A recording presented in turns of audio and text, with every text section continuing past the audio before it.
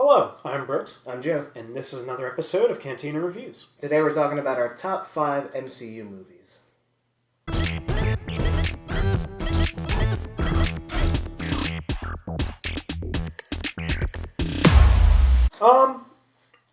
So Infinity War is right around the corner. Yes, just like 10 years of build-up. Yep, yeah. And it's finally here.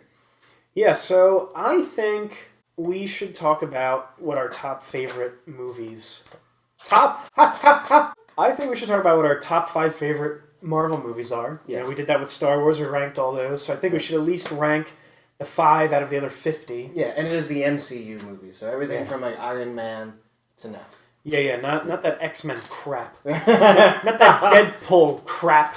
So number 5, I have Black Panther. Yeah, I have Black Panther. Whoa. Crazy. Yeah. It's like it was planned. Yeah, almost.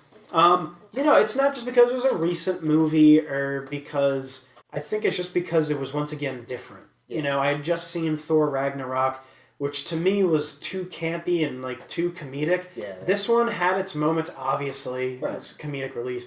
But it was a more serious Marvel movie with like some definite, some deeper plot tones and everything like that. It's not like a surface value. Let's make a joke and a joke and a joke. You know, it was good. Right. Like it was serious, but it had comedy. It also had heart to it. Mm-hmm. And what really sells it is Michael B. Jordan's Killmonger character. Yeah, and Forrest Whitaker. Yeah, just we're good.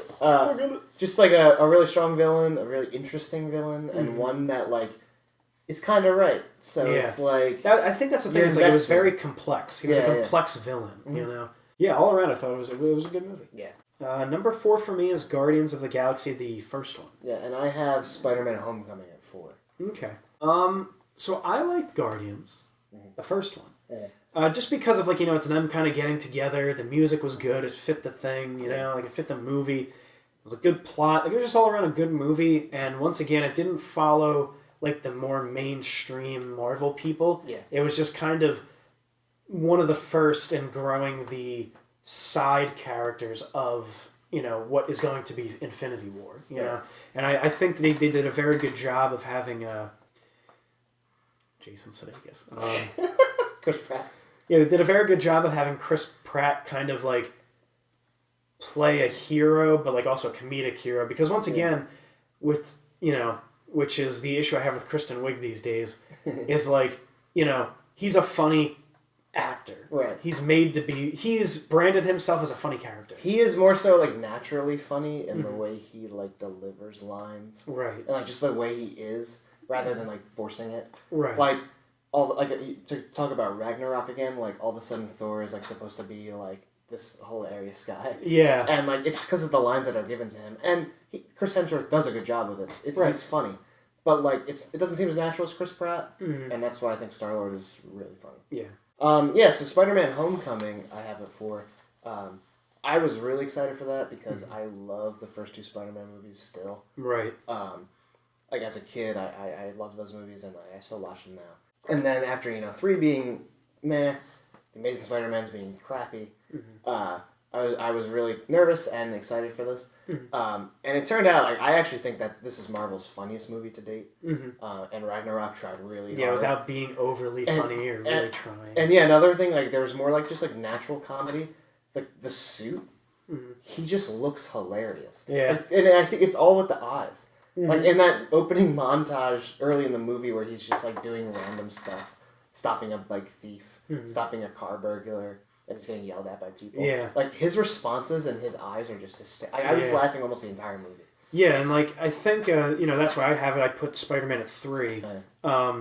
It was just and the villain, you sympathized a little bit with him. He's here are all these super people that are living these great lives. And then they're sitting there just destroying our cities. Right. We're left to clean it up.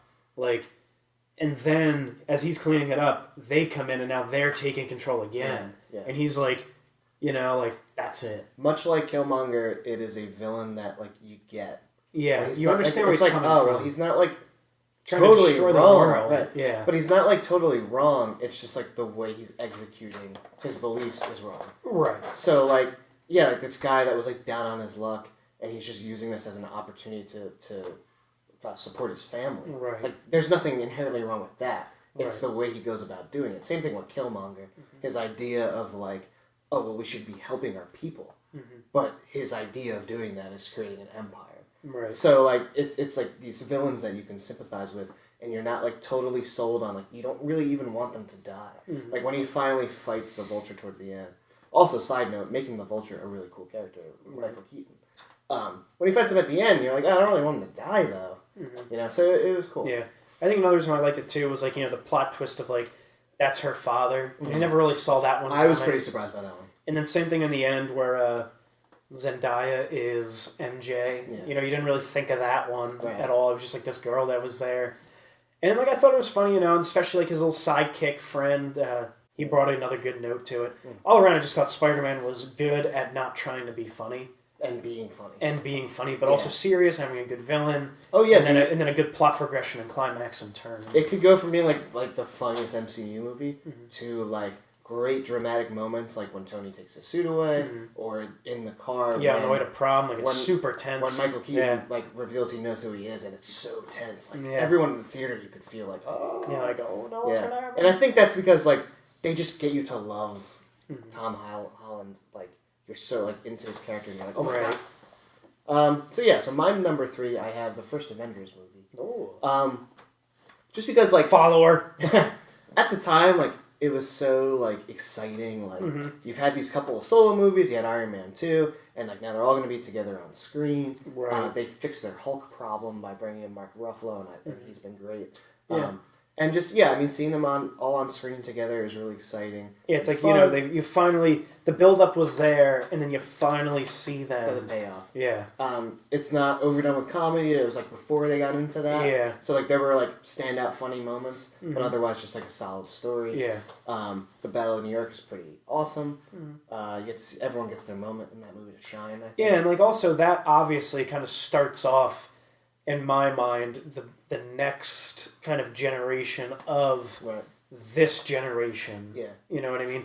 Like, you kind of... From that point on is when everything changes, and then you have all these solo movies and how everybody's connected. That really started the interconnectedness. Like, right. Obviously, you were only really getting it in the end credit scenes. Right. And then from that point forward, now you're getting it in the movies. Everybody is showing up in other movies. Like Doctor Strange is in Thor Ragnarok, like because they have to do this or whatever, and you can kind of connect everyone together. Right. So that's pretty cool. Yeah. And I think Avengers was good because it kicked off what it is today. You know what I mean? So 2 for the both of us is Winter Soldier. Yeah. I thoroughly enjoyed it, and I think it definitely kind of reprised the first one as far as, like, you know, it definitely made it not like, oh, it's Captain America movie. Well, you know what I mean? Well, like, first of all, like, it made Captain America cool. Right, yeah. Like, awesome. Like, and what I really liked about that one, it's like, we're into the ones that don't follow the formula. Right. So, like, this is a movie that I felt could have been any kind of spy movie, only just Captain America is in it. Right. You know, the Winter Soldier's in it, Black Widow's in it. But, like, it didn't have to be, like, a comic book movie. Right. It could have been, like, a James Bond movie. Yeah, and they all didn't have to be in it. Right. You know what I mean? Right. And, like, the stakes were pretty high. The action was great. Like, that was part of making Captain America cooler. Like, having great action, having doing really cool stuff with the shield, and just, like, kicking ass. No, it was definitely good because it didn't follow that formula, you know what I mean? In my opinion. They're making most of these movies the same as far as, like, if it contains one of the originals, nowadays, they're all going to feel the same. Right. But if it's, like, Black Panther, AntMan, Guardians of the Galaxy, like, if they're kind of introducing the newer characters, the new Spider-Man, if you think about it, they're all different because they're not Iron Man, Thor, Captain America. You know, it's... And another thing that I think was cool about it, what it did, was, like, you know, because then, like, leading up to Civil War, like, the big social media campaign is, are you Team Iron Man or are you Team Cap? And in my mind, I don't think there even is a Team Cap if Winter Soldier wasn't that good. Right. Like, that won people over on Captain America. Because, like, up until that point, it was, like, everyone loved Iron Man because he started He was, like, the leader. He's the leader. He's Robert Downey Jr. He's funny. He's cool. He's awesome. Like, everyone likes him. In the first Captain America movie, it wasn't really great. Yeah. So, like, I feel like Winter Soldier is what won people over and even allowed for that split to mean so much. Yeah, exactly. Yeah, where like they kind of made him him. Mm-hmm. You know, it wasn't like, oh, here's a backstory of a supporting character. Right. It's like, here is the other side of Civil War. You know what I mean? So number one for me. Wait, honorable mentions. Oh, okay, yeah. Yeah, we'll be quick about them. But like speaking of which, Civil War, it's definitely it was a great movie. Yeah. It had fun to it. You got to see them all fight each other. But then it had some really good emotional depth between Iron Man and Captain America at the end. Right, yeah, the way you kind of see things progress and evolve, and then that battle in the end. Yeah, it was all around just a good movie. Yeah, and it didn't feel like, you know, it had the Avengers in it, but it wasn't like, it wasn't overly funny. You know what I mean? Like, it's not like Thor Ragnarok, which we have crapped on so often. We keep talking about. I guess it was that bad. Yeah, I guess we didn't like it that much at all. And then Doctor Strange. I like Doctor Strange. I really like Doctor Strange. That was some weekend, a rainy weekend. I was like, what am I going to watch? And I was like, I guess I'll watch it. It's a Marvel movie. Yeah. And then I watched it and I loved it. And that's when I texted you and I was like, dude, watch Captain Strange. Like, it was Captain Strange. Captain Strange. Yeah, Doctor Strange! I hadn't been like that enticed by it. And I thought it was great. Mm-hmm. Yeah, I loved it. Once again, didn't really follow a formula. It's like, here's a doctor, breaks his hands. What's he going to do? Right. You know, down in the dumpster and then pulls himself up. You know? And it just gets like so crazy with like the bending space and time. Yeah, it's an interesting concept. The villain kind of is dumb, but like it was all right. Yeah, that was fine to establish him. It worked, you know. And now Doctor Strange is everywhere, even on our Apple Watches when we close our move rings. That's right. Yeah. I think Guardians of the Galaxy 2 as well. Yeah, that was good. I know a lot of people are kind of torn on it. I think it deserves a couple watches. Mm-hmm. It seems to get better for me every time I watch it. Yeah, like, I think, like, for me, like, for some reason I felt like they made the movie and the music oddly... It's hard to explain. But, like, I feel like they... Not that they wrote the movie for the music, but I feel like they paired the music too well to the movie. I'm like... I felt like the music wasn't as...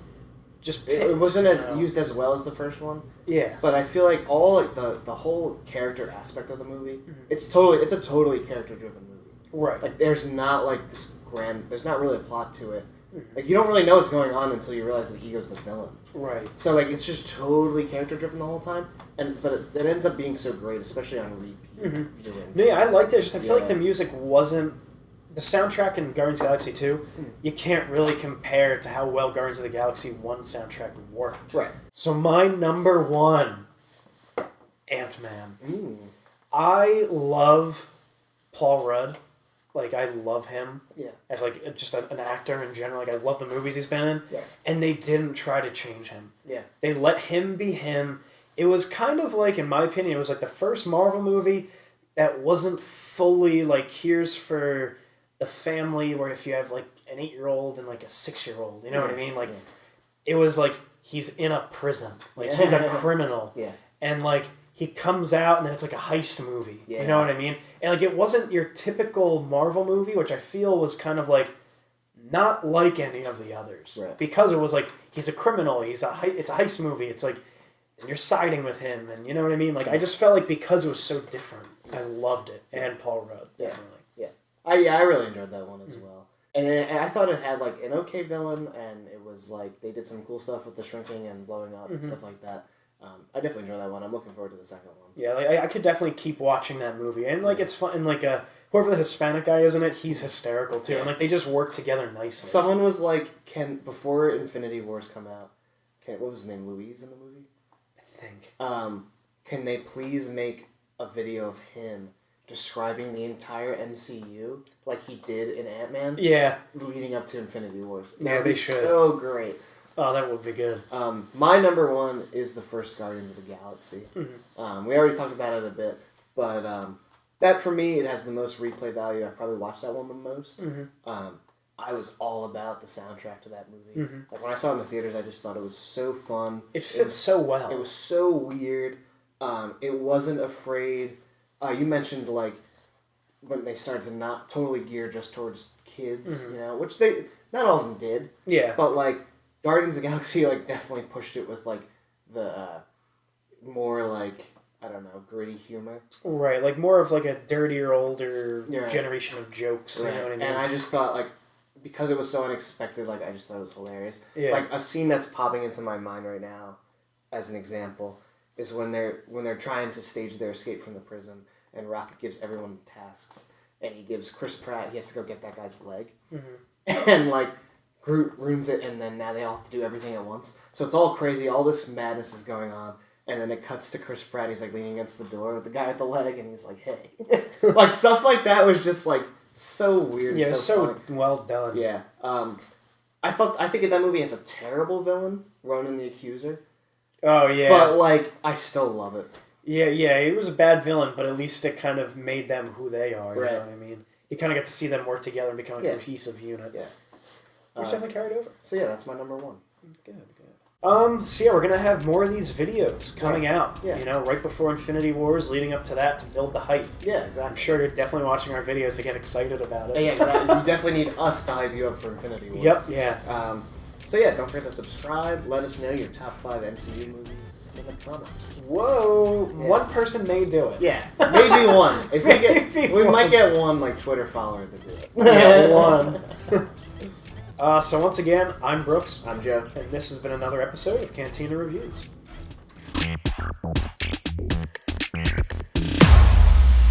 We'll be